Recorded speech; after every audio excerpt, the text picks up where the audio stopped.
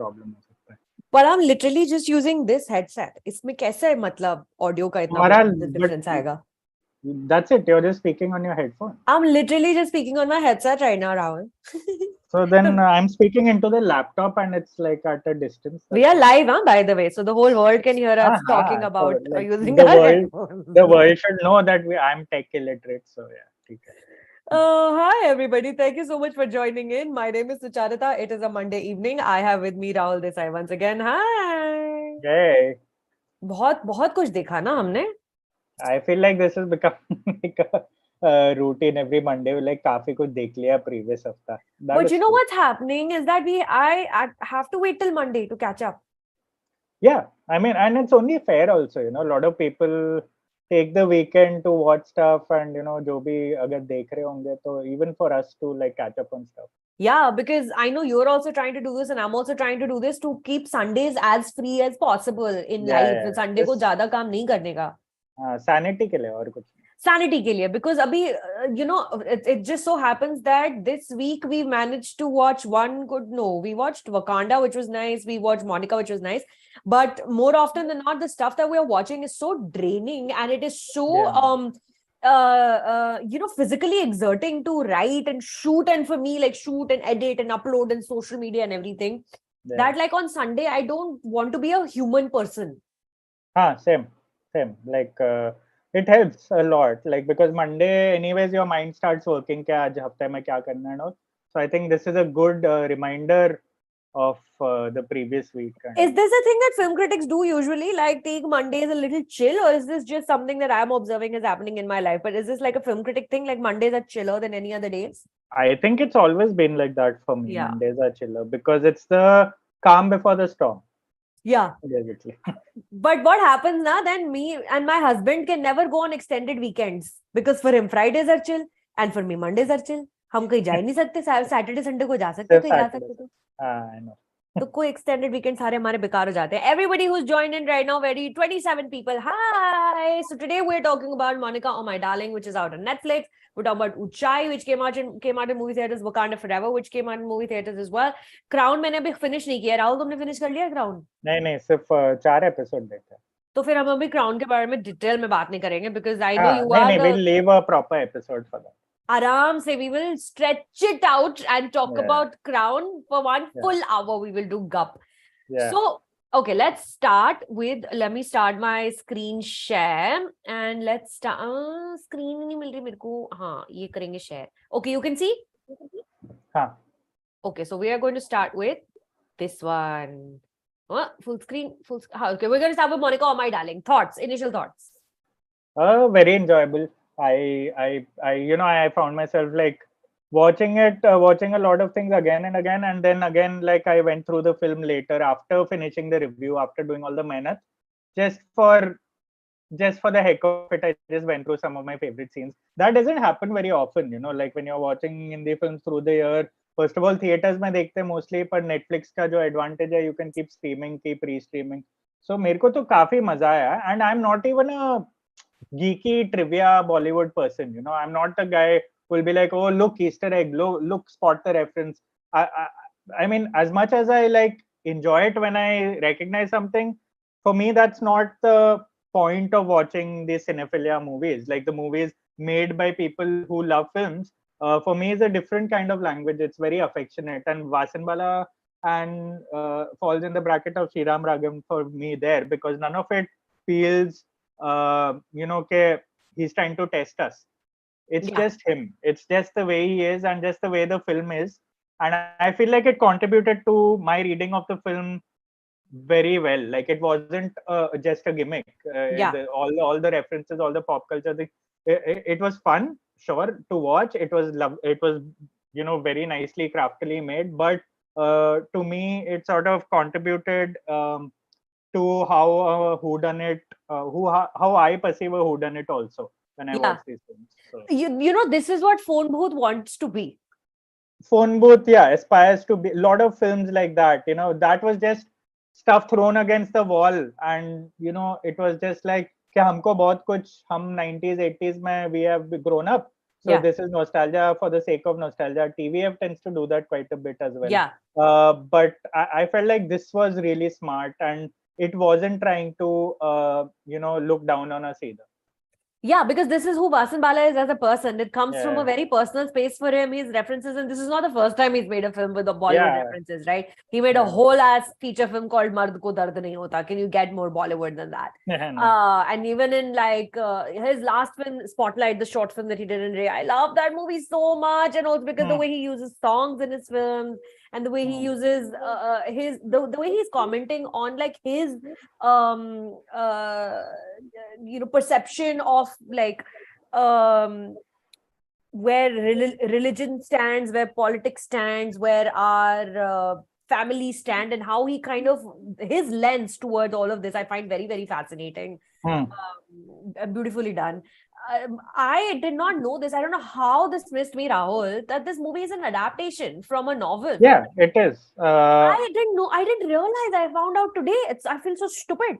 Oh, no. I mean, I wrote it in my review, and I actually watched one of the TV films, the Japanese TV film made some 10 or 11 years ago, which was really mediocre. Yeah, from the novel. It was really mediocre, but the story was more or less the same, except without the cinephilia and all that. Like, correct. The Japanese novel, y'all, if anyone's paying attention, is called Burutasu no Shinzu. And I went and I found a screenplay of a movie that was made on this. And I read the whole screenplay. And it's very similar to what we've actually watched. Like, it's very, very similar to what we watched. So I'm a little... I don't know if I'm a little upset about that. Does that change your perception of how you enjoyed the film? It does a little bit. It does a little bit. I'm not going to lie. It does make a difference to... it makes me want to not give the writing as much credit as I did. I gave the writing 100% credit because I just had zero idea. I was a dumbass. But like the bad guy in the film is also called like Nishi something. It's a Japanese name. It's Nishi, and they've taken Nishi, which I think is very cute that they did that as like an homage to the original. But having said that, if there ever was an adaptation, textbook definition of adaptation, this would be it, because it's not a remake. It's 100% adapted. It's like Loop Lapeta was not a remake of Run Lola Run. It was a 100%, 110% an adaptation of Run Lola Run, right? Yeah. We can argue or discuss how good or bad it was, but it was not a remake. It was an adaptation, which I think was very good anyway. So yeah, no, I absolutely enjoyed myself watching this. You know what, Rahul Desai, you know what I've realized is the problem. All the stuff you and I watch together tends to be bad. And over the last 2 weeks, and everything that we've not watched together has been good. We didn't watch, we watched Millie together, which we enjoyed. That's the exception. Yeah. But last week, basically, Wakanda and this. Wakanda, we did not watch together. Monica, we did not watch together. We watched Uunchai together. Before that, we watched Phone Booth together. We watched Black Adam together, which is probably the worst movie ever made in the history of movies. So Phone Booth, let me pull up the screen again, just so we have a little bit of this going on again.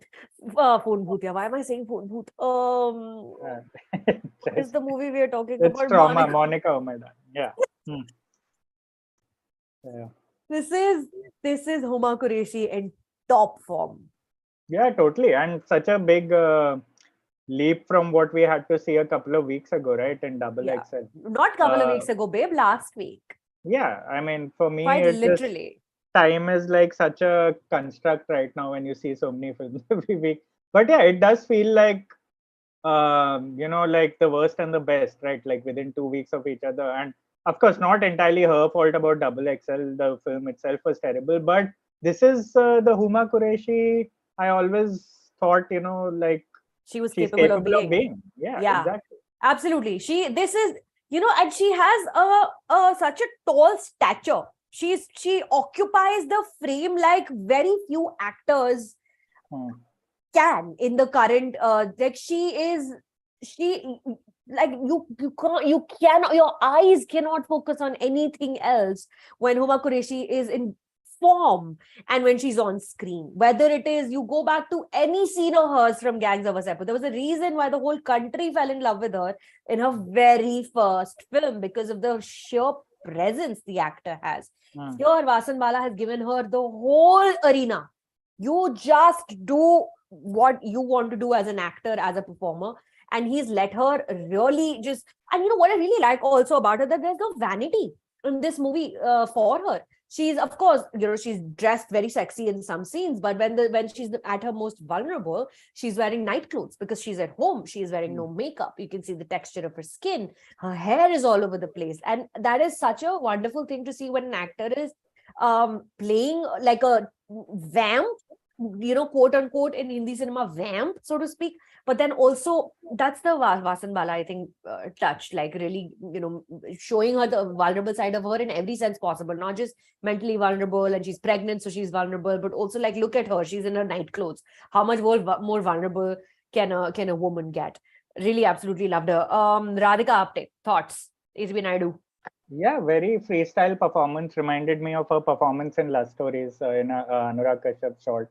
Yeah. I like it when she just like throws the rule book out of the window and does her thing, you know. And she's been in a bunch of substandard films in the last year or two, or Yeah. you know, whatever, like titles. But I feel like I feel like the entire Anurag Kashyap camp, which includes Vasan Bala, which includes a lot of other filmmakers, writers as well, I think they understand the you know, the talent and the fluidity of such performers better than most, because I think all their careers seem to have sort of synced with each other at some point, and they've literally grown up Yeah. and made it together, and the success has sort of gone hand in hand. So I feel like the Radhika Apte you see in these productions, or for that matter, the Radhika Madan you see in these productions, or even Huma Qureshi you see, is very different from what we see in mainstream cinema. This is their this is possibly their, you know, most fluid, organic best, and this is their strengths that we see in full flow. And I enjoyed, like, her character is a little annoying, but I enjoyed her performance very much, and I think her character was intended to be that sort of person. But yeah, I mean, I've always been a fan of, you know, the way she plays most of her roles, and for me, my favorite character of the film was Sikandar Khair. Yes. Yeah. Yes. We'll come to Sikandar Khair shortly. Radhika Yeah. Apte, while I was watching the film also, I felt like if this was a male role, this would have been a Gulshan Devaya part. Because like, there's, Yeah. you know, Gulshan Devaya, there's a certain, like, he's like a bit of a chaos artist when he Yeah. lets loose, right? There's a It's certain shapeless. Yeah. shapeless, like so irreverent, like you cannot predict what his next move is going to be. And Yeah. especially when we've seen him collaborate with Vasan Bala before, specifically in Mard Ko Dard Nahi Hota, in the double role, which is like a career best performance of the actor, in my opinion. And he just does not get enough credit for that film. She is analysis, like I said in my review as well, like that character is so amazing, not just because she's breaking the rules, or actually not breaking the rules, like rules just don't exist for her in as a cop, but also rules don't exist for her as a woman. She's sitting on desks and she's calling people names, and it's almost like you can almost see like a toothpick in her mouth, which is not quite there, but you can almost see a toothpick in the corner, like in her teeth. As she walks in and she says, parade karaungi main. What a delightful way to portray a female cop that filmmakers in India at least do not do, because female cops are either femme fatales, or they are like absolute do-gooders who cannot do one thing wrong and like follow the rules and upholders of the law.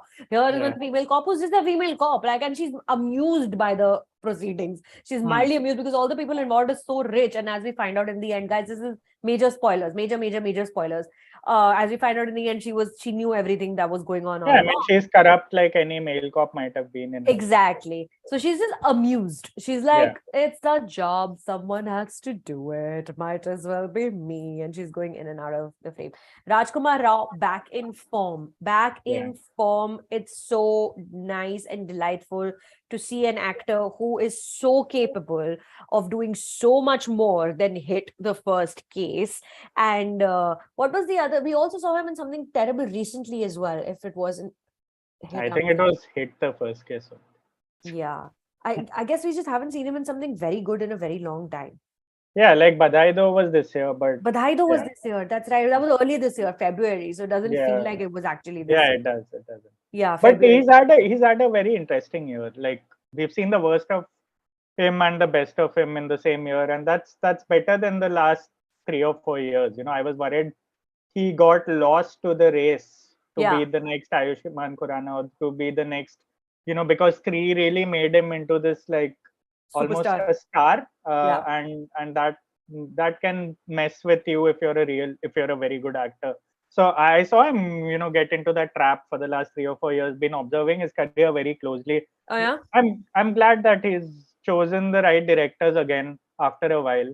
And his performance in this film also is it's so good that you don't notice it, because he's surrounded by so many other great great characters in general, Yeah. which I enjoyed a lot, because it's because of his performance that I understood the central theme of the film, which was basically it's the revenge of the fringe character, right? It's more or less that in a whodunit. It's not about who actually is the murderer in this film. It's about why it is that person and what that person is trying to do in terms of say stealing back the narrative that a Rajkumar Rao character has taken.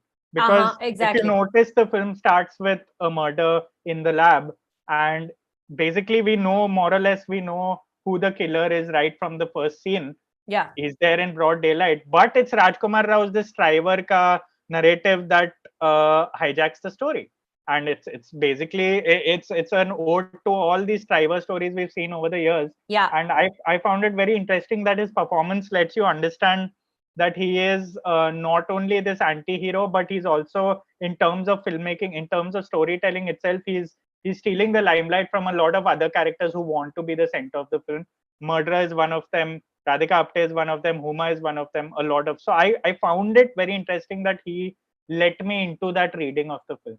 Absolutely. To me, the haves versus have-nots, and the have-nots have to fight with each other to get to any point in their life, became very clear in the hand-to-hand combat sequence. Like, oh my goodness, what a scene that is. Was some scene. Yeah. Such a great scene, y'all. Homa Qureshi, and again, it's one of those things. Like, there's no vanity. She is not doing any fine action moves. It's not sophisticated. I mean, it's sophisticated action choreography in the sense that the craft behind it is sophisticated, but the characters that you're seeing on screen are not doing sophisticated fighting. They're quite literally, she bitch slaps him at one point and he falls over. And it's amazing because in this scene, Rajkumar Rao fails to overpower her. And that takes you back as audience members, because you are used to seeing domestic violence being depicted a certain way, violence against women being depicted a certain way, where no matter age or what country you are in or which city you are in, the women always, are on the losing end of it unless a gun appears out of somewhere, right? If there's a physical altercation. And he cannot defeat her. Yeah. She quite literally summons the strength of a mother who lifts a car to save a baby trapped underneath it. And she physically lifts him. His feet are on the wall and she has this belt around her neck and she's holding the belt and he's like, what is happening? And then they both fall down and then it turns into kind of a romantic vibe, the two of them, because they realize we are equals, y'all. We need to team up. This is not going to work, because if we fight against each other, maybe one of us will die, but both of us will lose. Yeah. So just stunning. And in my interview with Vasan, if y'all, the interview I just released 2 hours ago, he talks about that scene in detail, about how what happened behind the scenes and things like that. It's a really, really cool bit of filmmaking there. Sukan Goyal, who plays Goria. Gaurav, right? His character, Gaurav More, Goria. We've been seeing Sukan Goyal in like bits and pieces, small supporting roles. Last I remember seeing him in Anurag Kashyap's Dobara. He was the guy who was in like also kind of like a similar vibe of that film. His character, like, is he creepy? Is he a murderer? We don't know. I wonder why he doesn't get more like public facing publicity, because he's such a good performer, and we've been seeing him like in so many things, in small things here and there. I mean, yeah, he really has a presence, and I feel like it's very smart casting, because this was like a weaponization of exactly what you mentioned. I wonder why he's not doing enough or not coming on camera enough, or whatever. I feel like his role in this film sort of pulls on our understanding of him and why actors like him aren't utilized enough, and why they're always playing these one or two scene dynamic roles in a film memorable only, even in the Dibakar film, he was memorable for that scene, particularly with Pariniti Chopra. Yeah. And that's how people identify him. They don't remember his name, but they'll remember his face. And Yeah. I feel like the character he plays in this film very much is aware of that, and Yeah. is very much aware of the fact that he is always at the periphery of our vision as well as the protagonist's vision, like who's Rajkumar Rao in this film. And smartly done, because he's written into the script in that way. Even though it's adapted, you can sense that there's been a fair amount of thought in the kind of people who are playing the roles here, and to uh, invite us into this whodunit that's not actually a whodunit, because it's really about these people who we don't see enough at the corner of every frame. Yeah. It's why the other guy also, that famous 90s actor, is playing the role Zatak. of Zatak. Yeah, Captain Captain Zatak. Zatak. I mean, he's just there, right? Yeah. He hardly has anything to do. We sort of, he's just there as a, almost Shiva as an Randani. in joke through the film almost. Yeah. You think it's going to amount to nothing, but it really does amount to something eventually. And Yeah. I find that very good, very good understanding of Hindi cinema as a culture. Yeah. Also, It's actually casting Sukan Goyal in this part is like really absolutely perfect, because he yeah, physically is small, tiny, and the kind of person who, if you is in a room and doesn't have a personality that attracts you towards them, will be completely invisible to everyone. And that's the kind of person who murders people in pulpy pretty much. stories. Yeah, I thought he was amazing. It's just a really fantastic performance, and the fact that the film tells you in the first scene who the murderer is, and then you spend the rest of the movie still intrigued, I still mean, if you very thrilled. notice, he's actually vying for attention in most of the scenes that he comes. He's like, यार Yeah. मेरे पे camera क्यों नहीं है? मैंने तो इसको terrace से भी फेंक दिया. मैंने बाथरूम में I overheard a conversation almost. I'm always vying for Rajkumar Rao's attention, but साला कैमरा ही मेरे पे नहीं आ रहा. It's an in joke almost in how Like he whodunits gives them a operate. watch and then he throws the watch Yeah, away. Then he's pretty much. wearing like these bright overalls and still no one's paying attention. He's literally like murdered someone to get the woman of his dreams. The woman of his dreams is also like not really interested in him. Yeah, He's yeah, thrown like, so he's throughout the film, and yet it's just really smart writing and really smart yeah. casting and really like intentional storytelling. The intentionality of having this character be in your face and still be in the shadows constantly, it's such good filmmaking right there. Yeah. Such great filmmaking. Overall, we are all very happy with Monica, Oh My Darling. Now we're gonna move on to the next movie today, which is one we're not very happy with, Uunchai. Thoughts? There was something in there. I get what Surat Bajate was trying to do, Yeah. which is a little more honest than a lot of other veteran filmmakers from the 80s and 90s. If they had to make a film today, very few of them would even dare to challenge their own legacy. Like Bajate tries in this film, but does not go Very earnestly he tries. very He can't honestly help tries. himself. Yeah, like in the end, the 80s, 90s genes come out, the old person gene comes out, Yeah. the young bashing gene has to come out. But you know, I still understand that he was trying to do something, and I appreciated that, at least on paper. And like the execution, sure, you can't basically introspect about the Rajshri template in Rajshri style, which is what I even mentioned in the review, that it's self-defeating because you're really executing it in the same sort of format and style that Rajshri was known for over the years. And you're basically tone deaf to the fact that the filmmaker himself is trying to question his own beliefs, and it's not really happening because he never really has fully the courage to go through with it. And that shows in the film, the way, first of all, it's almost 3 hours long. Yeah, it's too long. Secondly, there has to be like some resolution in the end, even though it's idiotic. Like everyone's lives have to be improved, even though you didn't need an answer. You could just leave it that the three men have not solved their crisis, not solved their. But there is no answers sometimes in life, but our filmmakers just do not understand that, especially the older generation. And of course, Pariniti Chopra's character, one of the worst written characters I've ever seen. I mean, she's constantly just doing badly written characters for some odd reason. This is the Yeah. second one in like 3 weeks we've seen, and one Yeah, of them yeah. like had her in the lead role in a film where she's playing a spy, and it was just so terribly written. Yeah, so it's really like, and I said this in my review, and I was talking to my friends about this also. Like, Suraj Prajapati is a mystical creature.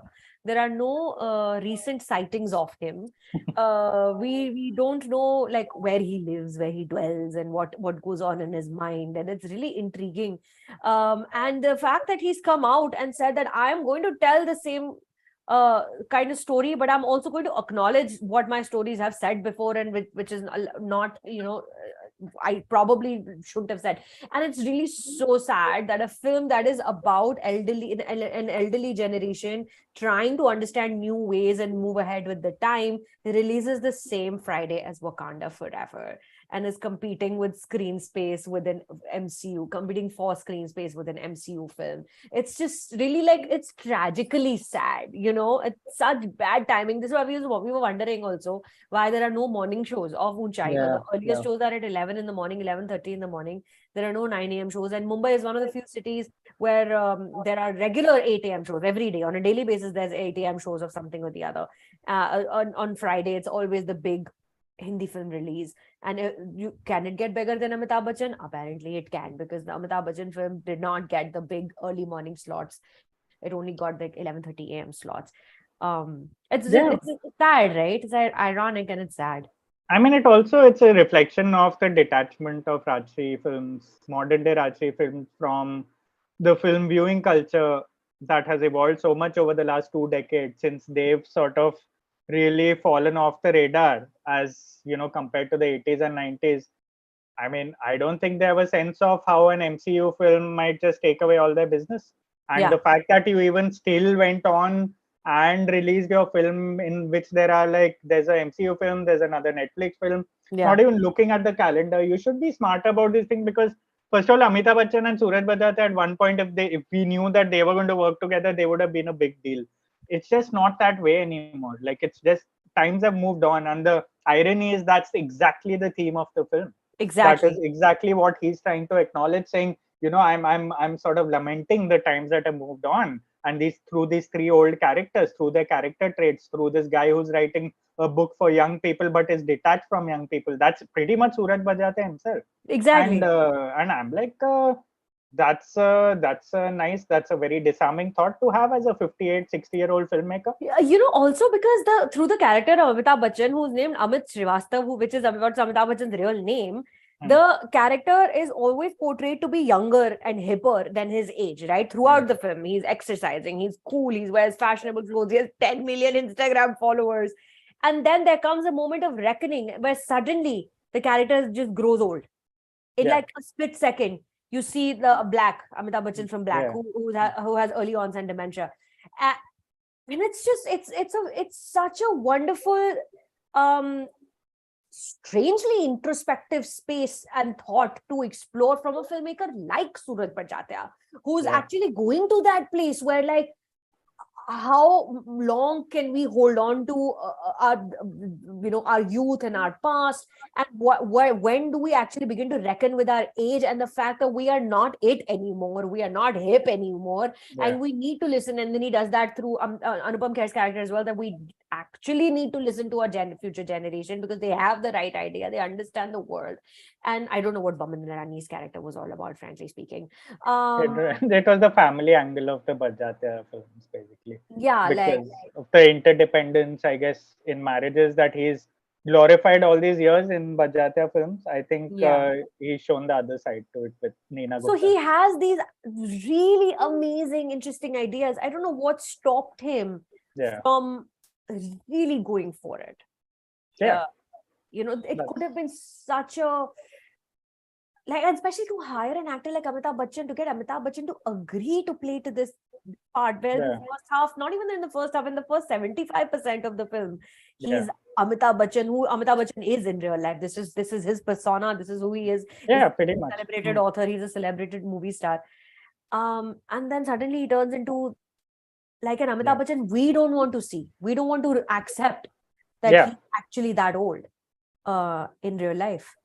Yeah, it was poignant in that sense, at least as an idea, and especially the way Amitabh Bachchan himself has been confronting the entire idea of death and mortality, especially he did that in Goodbye also. His wife he passed away, so he was having a tough time. In this film also, his one of his best friends passes away. He Yeah. himself is on the verge of like fading.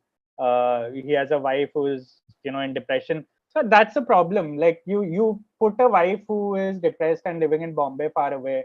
Um, for someone like Suraj Barjatya, it is such a superficial term, depression. Yeah. He doesn't know how to deal with it. The emotional intelligence is not there to deal with a complex condition like, say, depression or Alzheimer's or anything for that matter. Or it's just like a hashtag. It's thrown into the plot. You know what? I disagree with you there. I think the emotional intelligence is there. I think the film is just not crafted well enough to be able to show those, to be able to kind of translate and transmit those feelings and those emotions that the filmmaker is actually feeling and wants to say in a way that works in today's cinema landscape. Hmm. I see what he's trying to say. I just feel like he's unable to say it using the craft, using the medium, is my reading Hmm. of it. Hmm. People are commenting saying, please talk about the ogling scene at the swimming pool. Such a random scene, completely unnecessary, That's like from the out of 80s. place. Yes. Why did we need that scene of them being like these stags at a pool looking at white women in obvious blonde wigs? See, again, that's the filmmaker basically battling with the outdated dated version of himself. Like he just can't control himself. Like the sort of the Rajshri gene just comes out sometimes. Like just telling a story from another era, and these scenes like this only betray what he's trying to actually, or what the idea he set out to accomplish. That Hmm. just didn't happen because these little cheap scenes here and there. This happens like later on also through in the film, with their like that entire sort of the old people teaching the young people how to climb the mountain and Yeah. what technique to use. And I'm like, at least go the whole hog. Like, sure, you want to villainize the young, do that by all means, but when you are going to sound balanced about it and say that actually even the young have something to teach us, have some conviction when you say that. Yeah. That's it. Yeah, exactly. You're right. It was one step forward, one step back, one step forward, one step back. Pretty Like much. It's like, acknowledging that yes, things have changed and we need to listen to a younger generation, and then also being like, but thankless. So thankless yeah, doesn't want mummy at birthday party. yeah, Arey, pretty much. all right, let's see if there's a few comments here. Tushar Goyal is having a separate conversation with someone else named Ipsita. Ipsita says, while everything was too simplistic, it catered to all age groups in terms of empathy. My 8-year-old daughter kept sobbing through the emotional scenes due to the simply. Hey, stop it. I don't think that your 8-year-old daughter was sobbing because she was moved by the film. She was perhaps thinking of grandparents or something, and perhaps that's what impacted her. But I am glad that you have a very expressive child. Nurture that. Hmm. Nurture that. Tushar Goyal says, wow, that's how subjective film reading is. Okay. What else we've got? We've got someone from Nepal saying, Biplav saying, everyone is heartily welcome for trekking here in Nepal. Learn about yourself, trek. Yeah, no, I agree. Rahul, you're a mountain person, aren't you? I'm not a mountain person. Like I aspire to be a mountain person because I was a sea person all my life.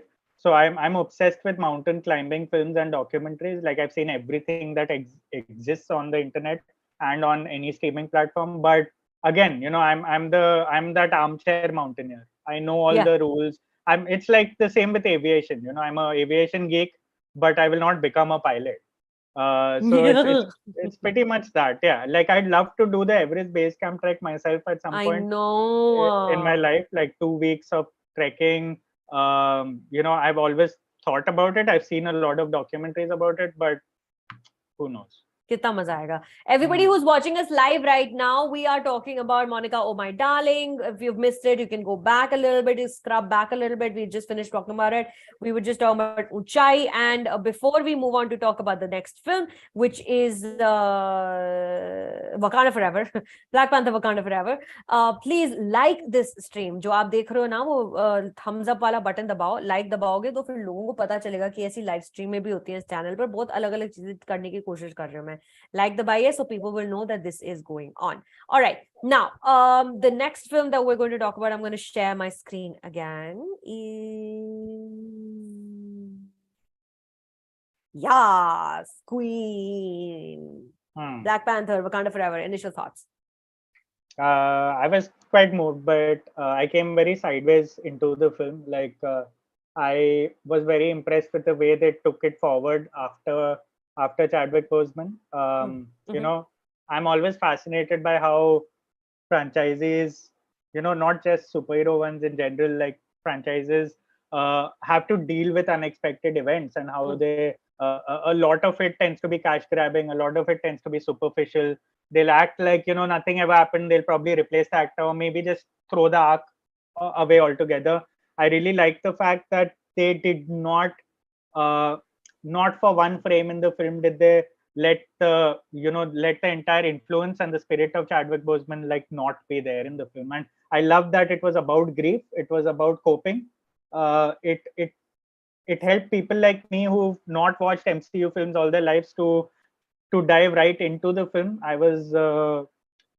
wasn't entirely on board with a lot of decisions they made creatively to make the protagonist of the film go through what she does and, you know, become the Black Panther and go through this trial by fire thing. But the idea is very potent, and I found myself really sort of, by the end of the film, I found myself fairly overwhelmed with the fact that even a superhero film can afford to transcend its trappings and be like, you know, messy, be like awkward, and admit that, you know, there's it's not exactly about Black Panther, it's more than that. And for me, I think, you know, it's as good a film as Marvel could have made after Boseman's death. It's kind of like, doesn't feel like it belongs in the MCU, in the way that Logan didn't feel like it belonged in the X-Men universe either. Exactly, because that was also about grief. That movie was this is not so much about lost glory. That movie was about lost glory and grief and like a changing world and a newer generation. But this is about grief. It is about loss. And if you look at the poster that's on the screen right now, it's about women. It's about living in a world where women just are in leadership roles. There is no one questions Queen Ramonda that you are incapable of doing this. We need a king, right? Because Ryan Coogler himself is like, yeah, the world's changed. And if I don't show that in my stories, and if my stories don't reflect that where the world is right now, or at least where a near future world is going to be, because it is a futuristic film with the tech and everything, science fiction, then, you know, I'm probably not doing my job as a storyteller of our times, as a chronicler of our times, because this is obviously the near future when you will have more female leaders on a global platform representing their nations, representing their countries, and all female leaders who are not going to look Caucasian, female leaders who are going to be all colors in all countries. And look at this artwork. It's just stunning. It's fierce. It's a very fierce film, and you know, despite being a film about warriors, it's not a harsh film. It's a very soft, very. I did not like a whole lot of the you know, the I don't know, like Shuri becoming friends with Namor felt a little like filmy to me for a little bit over there. But then again, you know, the rest of it, like her grief is so palpable that everything else around it just kind of gets absorbed into this, you know, grief that she's feeling and she's projecting. And then when she goes into that white zone where Killmonger appears and he says, I see your grief is not anything but anger that you're going to now channel towards burning the world down. I see you. And then that epilogue, which in its truest sense was an epilogue, the mid-credit scene, where again, spoilers, you guys, spoilers, major freaking spoilers. If you've not watched Black Panther, leave right now. In the mid-credit scene, when you find out T'Challa has had a son with Nakia, hidden away from the world for many years, it's just, it brought me to tears, and I'm like, why am I crying in an MCU film? Like, what is happening to me? I've not ever cried in an MCU film. But it really, because again, also you're seeing an actor like Lupita Nyong'o on your screen, delivering those lines. And there's been like a criticism of this film saying that it's lame. Like there's a flying guy with like feathers on his feet, and it's weird, and it's like they've just dumped everything together, and people are also saying that the story is perpetuating, like, again, the same thing, like have-nots fighting amongst each other. I don't see any of that. I don't see any of that criticism. I don't think it's valid. I mean, I don't really see why that's a point for criticism, even if it's like that, because obviously there are two languages of oppression in this film, and Shuri is at the crossroads. She's on the verge of becoming either Killmonger or Namor, or she's wondering whether to take the path that her brother took of empathy and of rising through history and not avenging history all the time. And that's, I love that's the conflict, that's the internal conflict that she's faced with, because that's exactly how history and the world has gone forward, right? Like, you have oppressed, you have colonized, you have oppressed.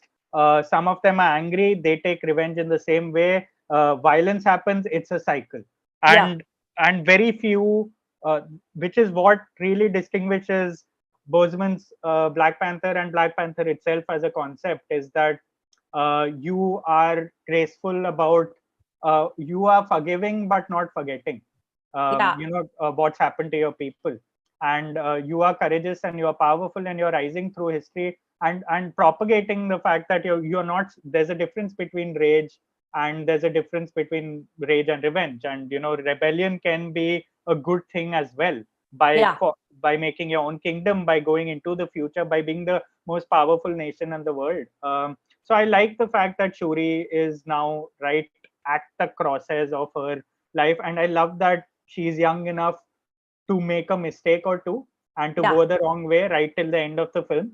Until that beautiful little montage comes towards the end of the film, where you see the underwater kingdom cross-cut with Wakanda, and that's just, look, it's cliched. You may think that, oh, of course both of them are the same, they just have leaders who believe in the same thing but are going about it in different ways. But it's done so beautifully by Ryan Coogler, and just the language, the visual language he uses, the silence, the way he uses silence in this film, it's very moving. It all adds up. It makes you overlook a lot of the MCU tropes, especially in the battle sequences. The only time it was so far out from like what I thought Marvel was, that when I heard the name Thanos, I was immediately pulled out of the world. I was like, ye kahan se aaya? I was like, this film is not that. Like, this is not that universe. Thanos and all is way, like, they are much lesser than what's happening on screen right now. The only person who sticks out like a sore thumb is Julia Louis-Dreyfus, because it doesn't feel like she's in the, like, I love Julia Louis-Dreyfus. Give me Julia Louis-Dreyfus any day. Give me her and everything. I love watching her. She's the most funny actor.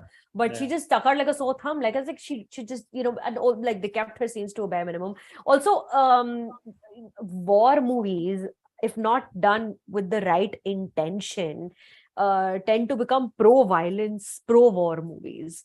But when in fact the essence of a war movie is the duty of a war movie is to be an anti-war movie. Anti-war movie. But if it is a movie like Uri, then it becomes a pro-war movie. It becomes but because that's the intention, I suppose. Also, it's asking for retaliation, revenge, and fight. This is a war movie that is so strongly anti-war in its approach towards, again, like, I really like that Ryan Coogler has some things to say. Like he has, like, I'm going to say this, I want to say this, I want to say this, and I am going to say it loudly, unapologetically. I'm going to use the biggest James Cameron set pieces, underwater Avatar Way of the Water set pieces ever. Like if James Cameron's going to be pissed off about it, who cares? And he says so much with this film.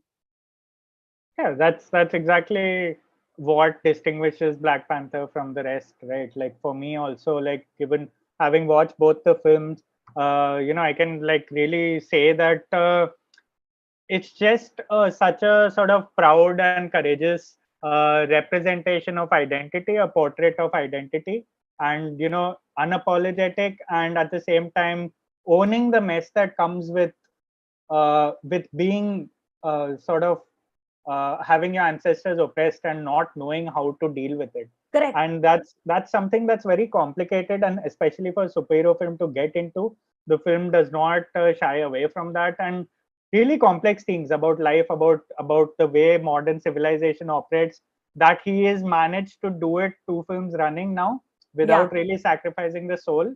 Yeah. I think that's a great thing. Also, they cast an indigenous actor of indigenous descent in an indigenous role. Yeah. Namor is played by Teno Cuerta. And Uh-huh. he's Mexican, but he's of indigenous descent. So, like, you see the intentionality behind telling this story, like why Ryan Coogler is telling this story. He wants to give the platform that he now has as one of the biggest, most successful filmmakers ever to others to come forward and at least be able to tell their stories via other people, but at least be able to represent a different point of view of a different angle. And this movie talks about race, it talks about imperialism so strongly, it's talking about capitalism. It's such a feminist, it's so good. And I like that despite all of this, it's very modern, it's very future forward, like it's looking at the next generation. Already we have Ironheart, who's going to become like the next Gen Z superhero. Shuri is already a Gen Z superhero. This is what like Kevin Feige and gang are also working towards in the larger MCU scheme of things. They're introducing Gen Z characters slowly. They did in Multiverse of Madness. They did in like Captain Miss Marvel just had a whole series for herself, and such a big series was presented for this Pakistani superhero girl. Yeah. So and it didn't feel preachy, despite the fact that it is preaching a lot of things. It doesn't feel preachy, and that makes me want to hang out with Ryan Coogler, because he must be so fun at parties, like for real, no jokes.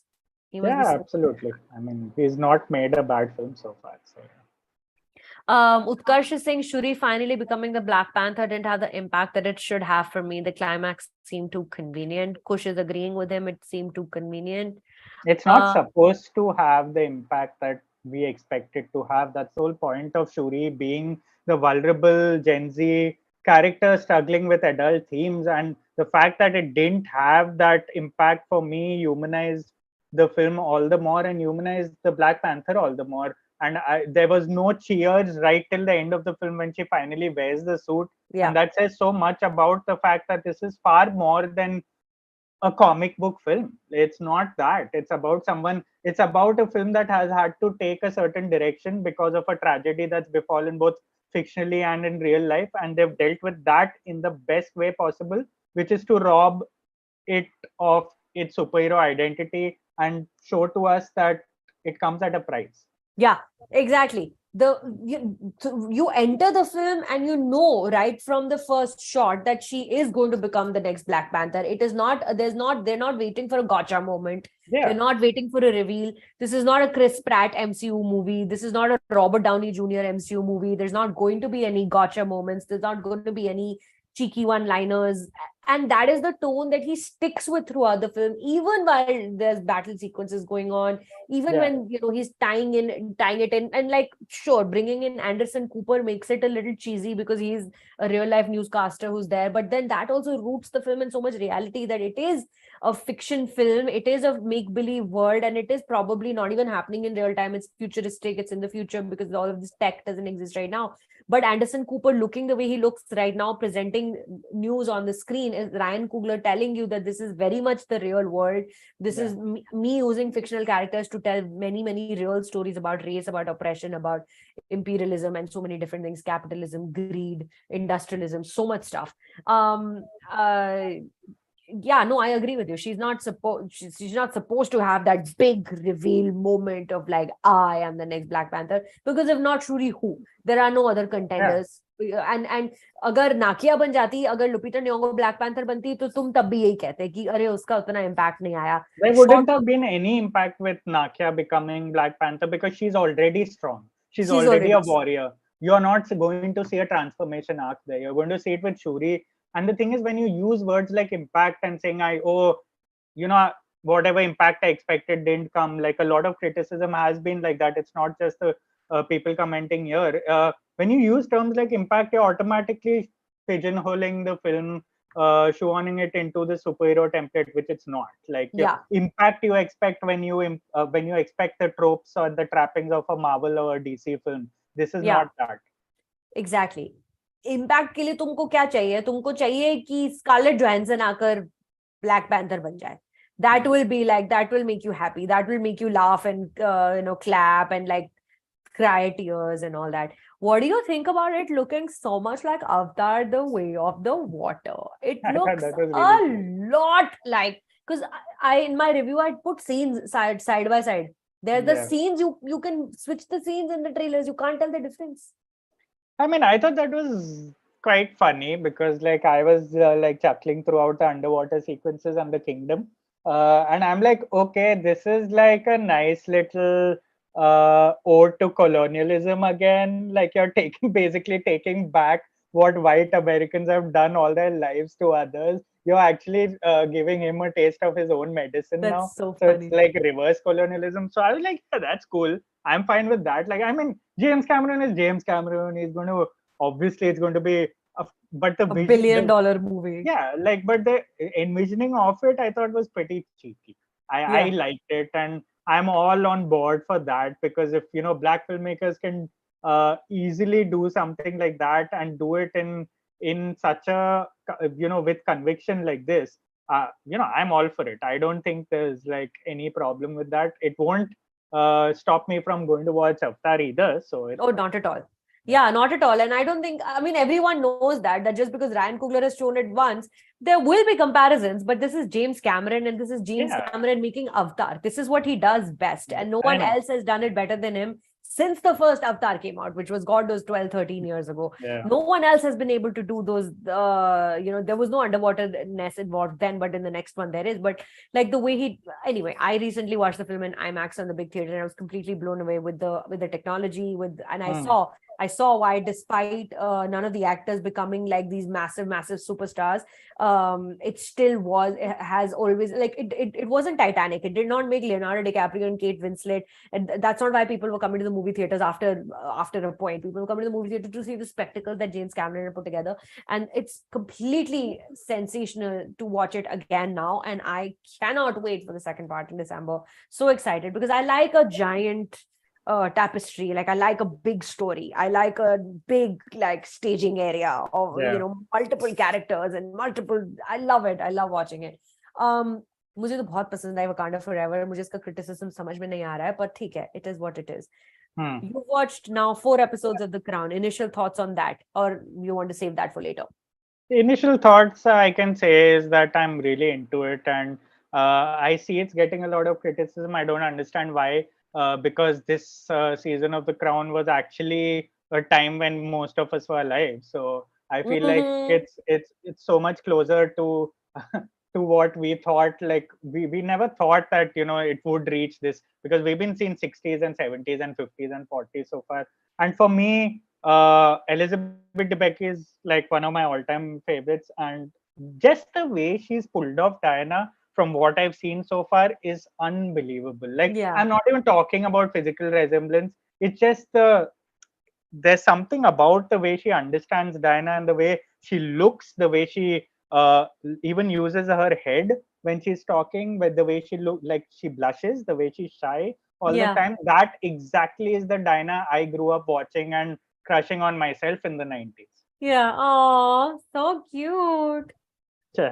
So sweet. I'm still like, I haven't even touched upon episode 2 yet because I've just been so busy doing so many different things. But let's do that maybe end of the week if we have more time, because releases are what? Drishyam 2 is releasing this week, and there's She Said, which is the Hollywood release. Is there anything else that's coming out this week? Not really, no. Those are the two big films this week. So yeah, I mean, we can discuss Crown aram se.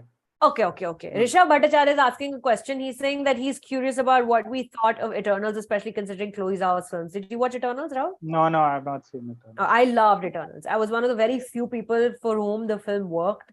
Chloe Zhao, I mean, Nomadland and Songs My Brother taught me. Brothers taught me are the two previous films that I watched and absolutely loved. Like Nomadland, like destroyed me. Same. It went into my soul and just like lives there now. And Eternals worked for me because of the. Anyway, this is not a conversation I should be having with you. तूने तो देखी नहीं है, तेरे को तो कोई context. I mean, I've only been hearing like extreme reactions to Eternals for the last year or so. हाँ, पर मेरे को Eternals इसीलिए अच्छी लगी क्योंकि उसमें भी lament है, उसमें भी घर छोड़ के जाने का दुख है, जो Chloe Zhao की, even in Songs My Brother Taught Me and Nomadland, both films is about leaving home and being unsettled and not having a place to call home. And Eternals is also about that. And I thought she was the really inspired director choice for that film. Great, man. Everybody who's watching right now, please click that like button and subscribe to the channel if you haven't subscribed yet. Because I'm assuming you've subscribed, नहीं तो तभी तुमको notification आएगा कि live यहाँ पर चल रहा है. But like का button दबाओ यहाँ पे जाने से पहले. And we are now going to go because we have to now go watch The Crown. Oh yeah, I'm going to watch at least an episode tonight. So, Oh, goodbye, Rahul. Thank you.